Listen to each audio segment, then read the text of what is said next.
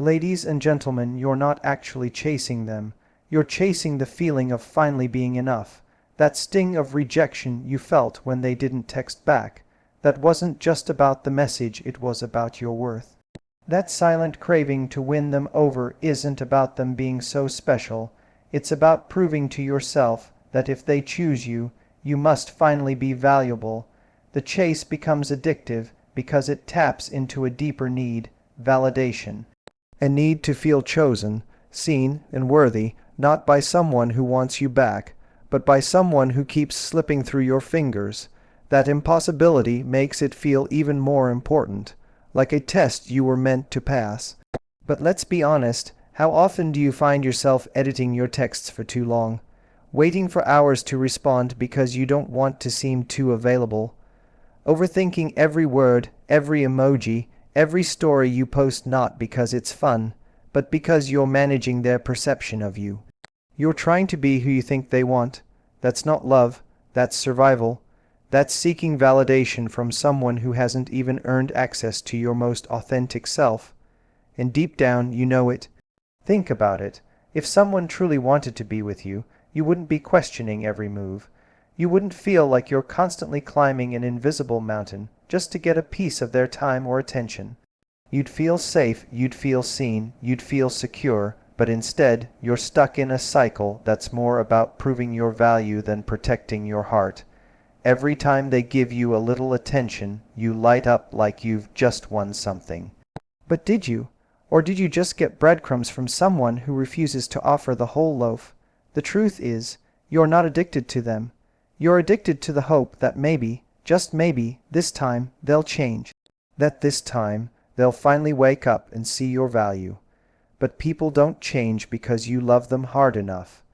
They change when they want to, and in the meantime, you're exhausting yourself trying to earn love that should have been freely given. There's a wound beneath all of this, maybe from childhood, maybe from past relationships that taught you that your value is conditional, that if you just try hard enough, give enough, prove yourself enough, you'll be enough to stay. So when someone shows you inconsistency, it triggers the part of you that's desperate to rewrite that old story. You think, if I can get this person to choose me, I'll finally be worthy. But your worth was never supposed to be decided by someone else's ability to love you properly. The person who ignores you, who ghosts you, who leaves you feeling anxious and uncertain, they are not your prize. They are your mirror. And what they reflect back isn't your value, it's your need to heal the part of you that still believes love must be earned through chasing, proving, or waiting for the bare minimum. You feel butterflies in your stomach when they walk in. Your heart races when you see their name pop up on your phone, and when they say something sweet, even if it's rare, your entire mood shifts. It's electric, addictive, but that spark, that chemical rush, that thrill you keep mistaking for something meaningful. That's not love, that's chemistry, and chemistry alone has fooled more people into heartbreak than almost anything else. Because chemistry screams loudly, compatibility whispers. And if you're not careful, you'll let the noise of chemistry drown out all the quiet red flags telling you this isn't it. We're told to look for a spark, to feel fireworks, and to expect that great love comes with intensity. But intense doesn't always mean right. In fact, sometimes intensity is just anxiety wearing a disguise. The unpredictability of chemistry can feel like fireworks, intoxicating, magnetic, and hard to walk away from. That spark you feel when you're with someone who lights up a room, who flirts effortlessly, who makes your heart race, that's chemistry. And while it feels amazing in the moment, it can be wildly misleading when it comes to long-term compatibility.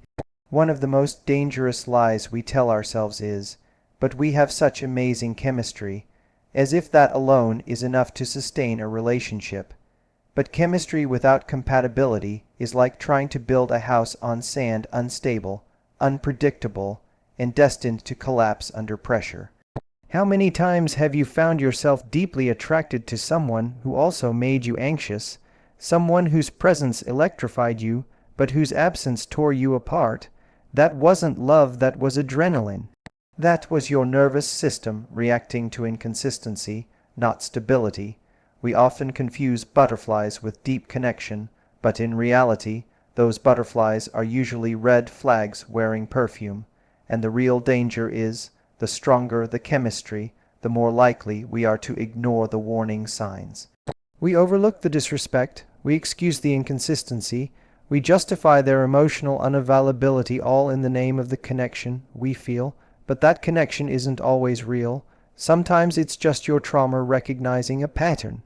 Let this sink in. Just because someone makes your heart race doesn't mean they'll make a good partner.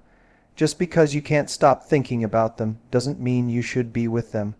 True compatibility isn't about sparks flying. It's about values aligning. It's about emotional safety. It's about knowing where you stand. The right person might not give you chaos, but they'll give you consistency. They might not flood you with dramatic highs and lows, but they'll offer you peace. And if that peace feels boring to you, it's only because you've confused emotional turbulence with love. So ask yourself, when you say you feel chemistry, what do you really mean? Do you feel safe in that energy? Or do you feel high one minute and hollow the next? Is it love? Or is it just the familiar feeling of trying to earn someone's affection? We've been taught to chase excitement, to believe that a soulmate is someone who drives us crazy in all the right ways. But the person who constantly activates your anxiety is not your soulmate, they're your lesson.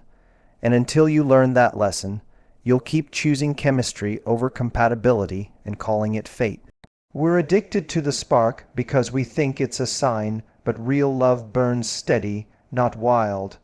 Real love doesn't leave you guessing. The idea that love has to be earned is one of the most toxic beliefs we carry into relationships. Somewhere along the way, we were conditioned to think that in order to be chosen, we have to perform, to impress, to overdeliver, to keep the other person interested by constantly proving our value. But real love doesn't feel like a full-time job where your worth is evaluated by how many emotional tasks you complete in a day. It's not a test you have to keep passing.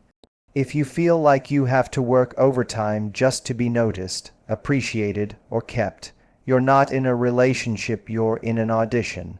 This shows up in the small things. You feel a need to always look perfect around them, even when you're exhausted. You suppress your opinions just to avoid conflict. You laugh at jokes that don't land. You tolerate behavior you'd never accept from anyone else just so they won't leave.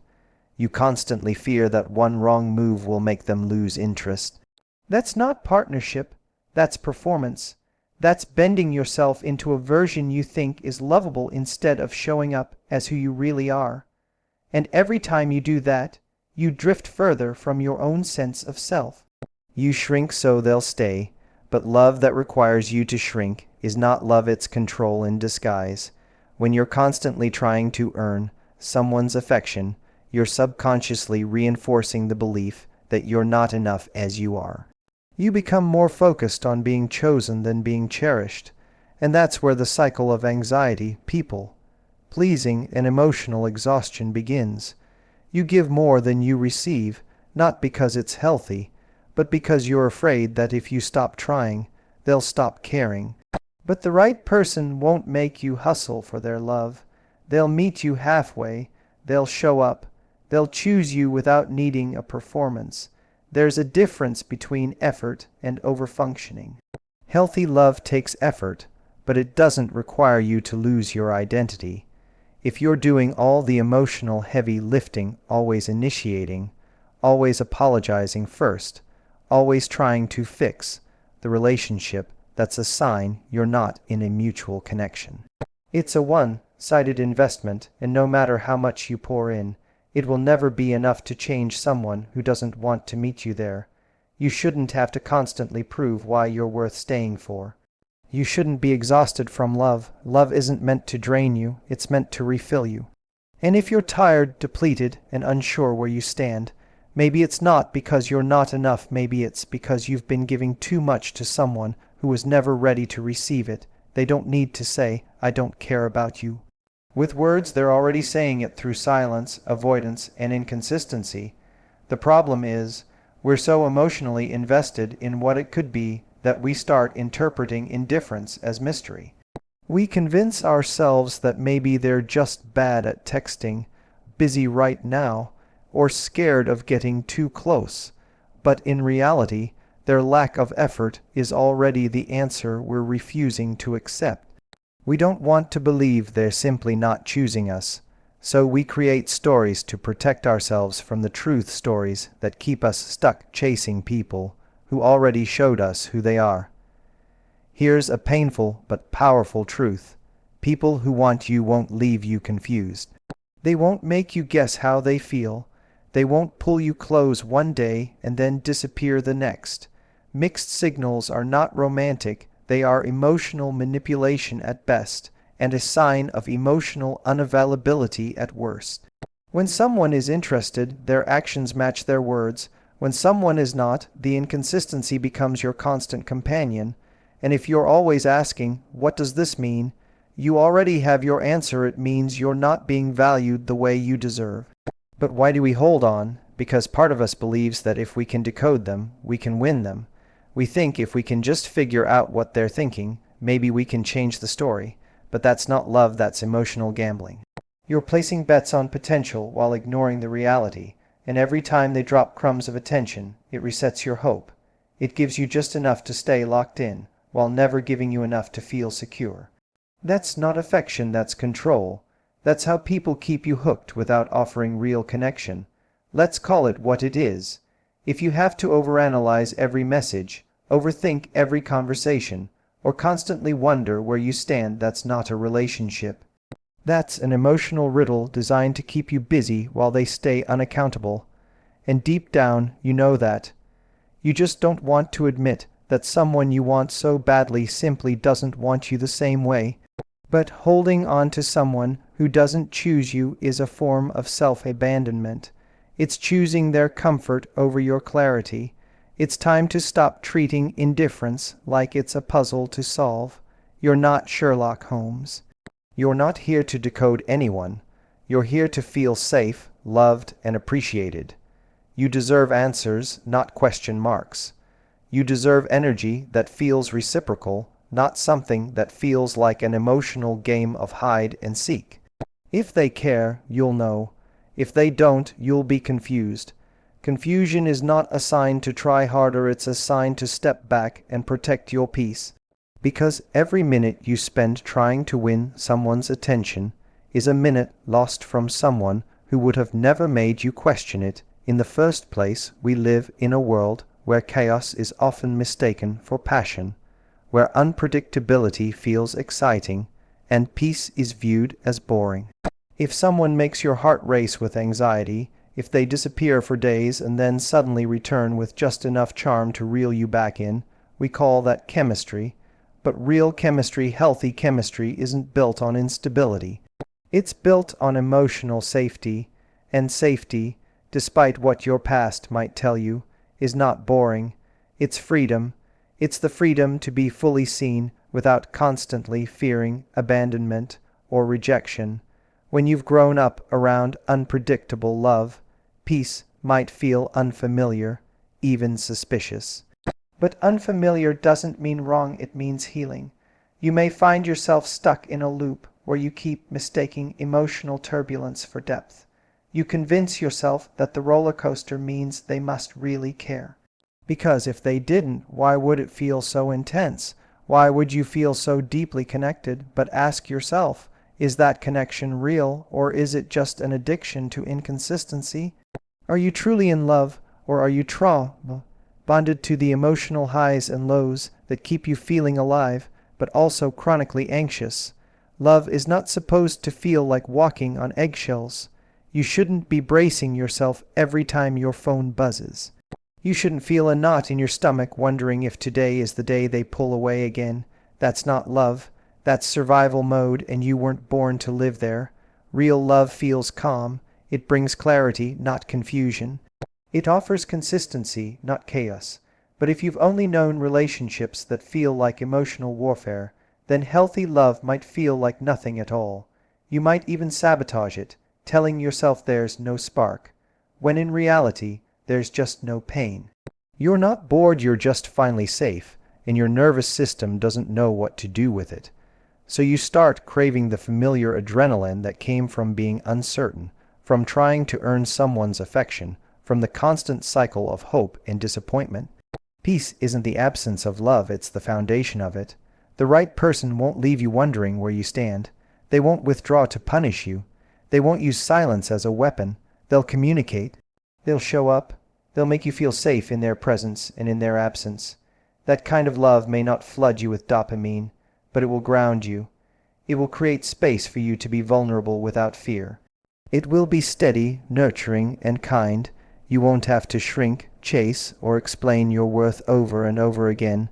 And yet, when you're used to being in survival mode, that kind of love might be the hardest to recognize. But it's not boring, it's unfamiliar.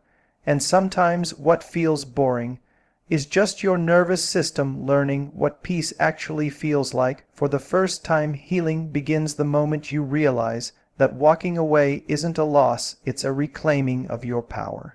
For so long, you've been taught to believe that staying means strength, that holding on shows loyalty, that chasing after someone who doesn't see you is proof of love. But what if real strength is in the letting go? What if the bravest thing you can do is finally choose yourself over the fantasy you've been clinging to? Because let's be honest, you haven't been holding on to the person, you've been holding on to who you hoped they could become. You've been loyal to a potential that never showed up, and that's a slow kind of heartbreak we rarely talk about. You're not weak for wanting to stay. You're human. You've invested time, energy, emotion, and pieces of yourself into this connection. You've forgiven things you never thought you would. You've made excuses in the name of understanding. You've tolerated emotional neglect and called it patience. But deep down, a part of you knows this isn't what you deserve. This isn't what love is supposed to feel like. Love isn't supposed to drain you, confuse you, or make you question your worth on a daily basis. Love isn't supposed to break you and call it passion. You've been convincing yourself that if you give it just a little more time, maybe things will shift. Maybe they'll wake up. Maybe they'll finally see you. But how many maybes does it take before you realize that this isn't evolving, it's repeating? The cycle you're in thrives on hope, not hope for the future, but hope that they'll eventually meet you where you've been standing all along. And while hope is beautiful, it becomes dangerous when it keeps you stuck. You've been negotiating with someone who has shown over and over that they're not ready, not consistent, not willing to do the work. And every time you stay, you reinforce the message that they don't have to grow because you'll be there anyway.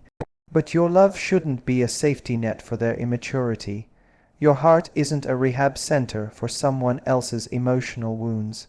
You're allowed to say, "This hurts, and I'm walking away anyway." Not because you stopped loving them, but because you started loving yourself more.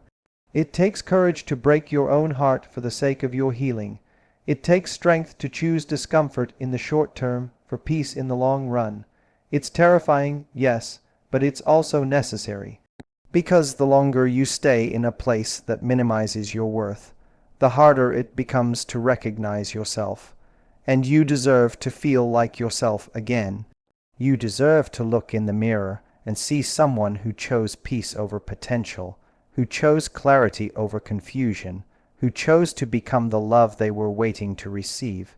That moment, the one where you finally say enough, isn't weakness. It's the moment your healing begins. It's the moment you become your own rescue plan. It's the beginning of your comeback, not the end of your story.